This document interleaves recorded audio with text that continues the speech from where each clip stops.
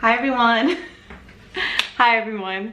What's up? If you're a new subscriber, thank you so much for subscribing and supporting my channel. Today we're going to talk about some of the things that I don't really love about PR, and these things that I want you to be aware of if you're thinking of going into a career in PR. And I just want you to know what these things are, because I think you're going to have to deal with them too. They're not my favorite things, obviously, but it's part of the job. Just like any other job, you're gonna have things that you love about it and things that you don't like about it. So hopefully with PR you love it more than you hate it. So I'm making this video because you already know a lot of the things that I do love about PR and a lot of what I love about this field, but I feel like I haven't talked so much about the other side, maybe like things that I don't like or things that I don't like to deal with, or that, you know, are not my favorite things to deal with. So I wanted to highlight those things as well, just so you're prepared, because you're gonna have to go through a lot of these also, and I just want you to know that it happens.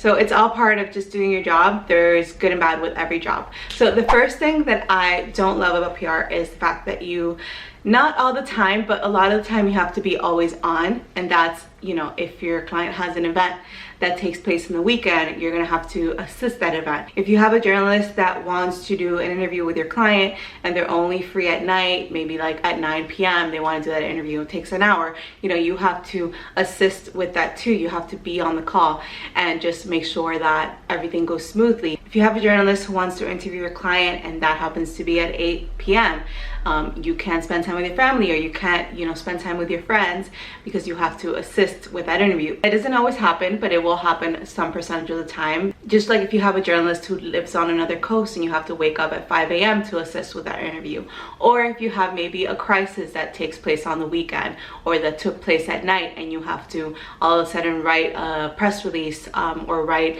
some sort of communication to media that details what happened and what you're doing to help fix that, and all of the crisis management aspects of that certain situation, you're gonna have to be on. So being on, not just 9 to 5, and being available at nights and in the weekends is something that you are going to have to at some point do. I wouldn't say it's gonna always be that way, but I think it is a career and it is a field where it's not just 9 to 5, and you're gonna have to be prepared for that. If you're working at an agency that understands that, so like let's say if you're working an event during the weekend, or if you have to be like on during the weekend, a lot of agencies will either give you like a Monday off, or they'll somehow compensate you for that time. And if you're working at a fair agency, then that will likely be the case. Just be aware that you are gonna have to put in that extra time, especially if you work on salary. But a lot of the times it is fun if you like what you do. You know, the events that you go to are a great opportunity for you. They're a great opportunity for you to meet new people. They are a great opportunity for you to like to get on the field experience, and for you to see like the fruits of your labor, because you're gonna have to work up until the day of that event and also the day of the event, but you're gonna have to just work to get people there, work on the branding, whatever it is. So being always on is not necessarily something that I hate. I actually don't really mind it, but I think it is something that you have to be aware of when you're going into public relations. So number 2 is something that can get a little bit repetitive for you, and I think that a lot of people don't understand the function of PR.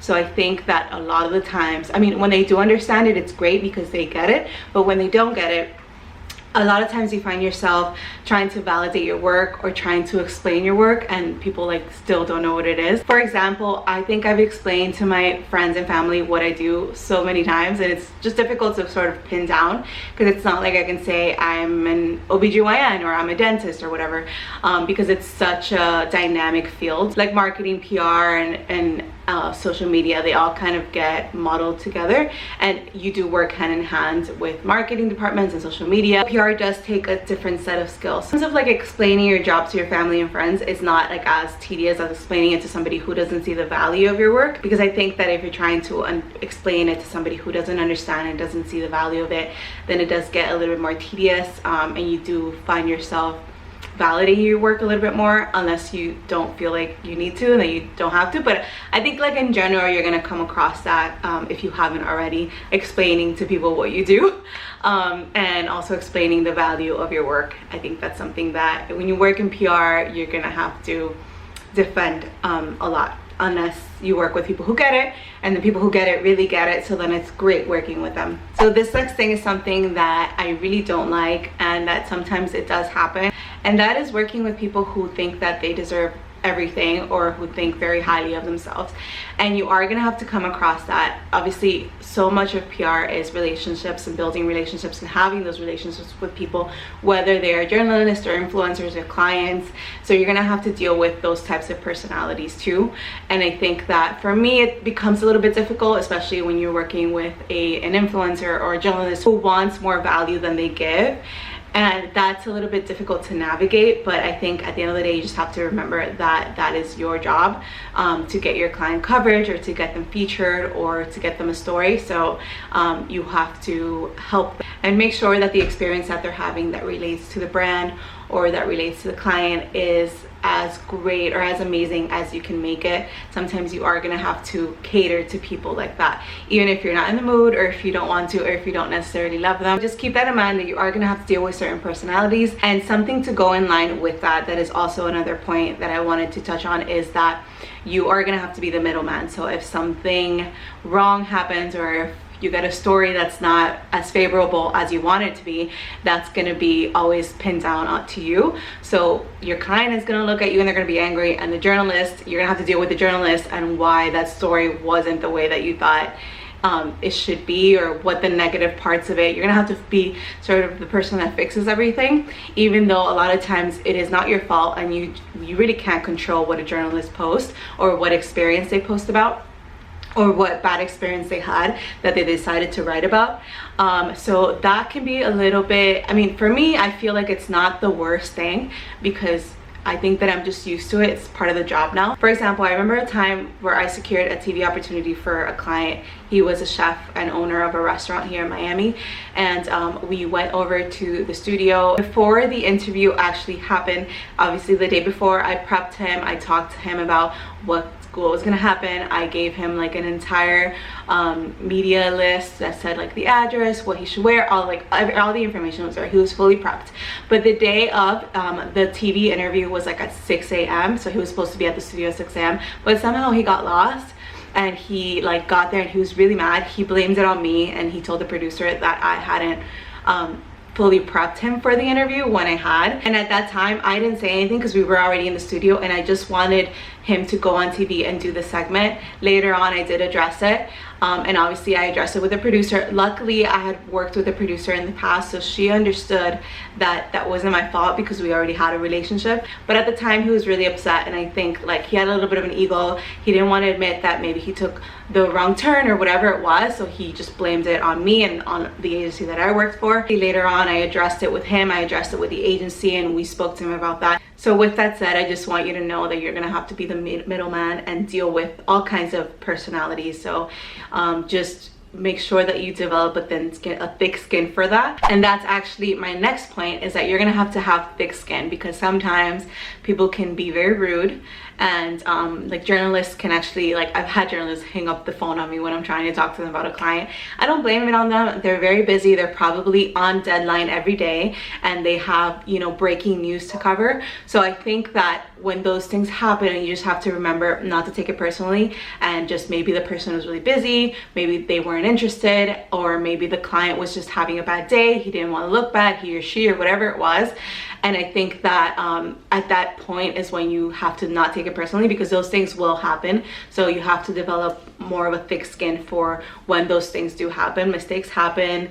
You're gonna have bad days with clients, you're gonna have bad days with journalists, with your boss, and just like with any job, you're gonna have bad days. So I think in PR, especially because a lot of it is relationship driven, try not to take as much personally and to do as much as you can. Sometimes like you're gonna do things and you're gonna feel like you put in as much effort as possible and you didn't get a lot out of it. And I think that at that time you just have to say to yourself, like, I tried as much as I could.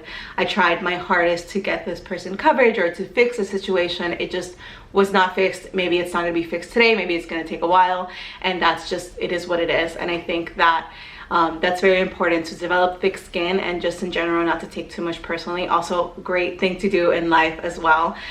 It's just gonna help you move through life a little bit easier. A lot of time people are just having bad days, or they're just you know, not in a happy place themselves, so they take it out on you. They project their anxieties or worries or fears on you, and it has nothing to do with you or nothing to do with the fact that you did a bad job or whatever it is. And so just always remember that. So the last thing that I don't love, and I actually really don't love this, and that is having to sell or having to follow an agenda that you don't believe in.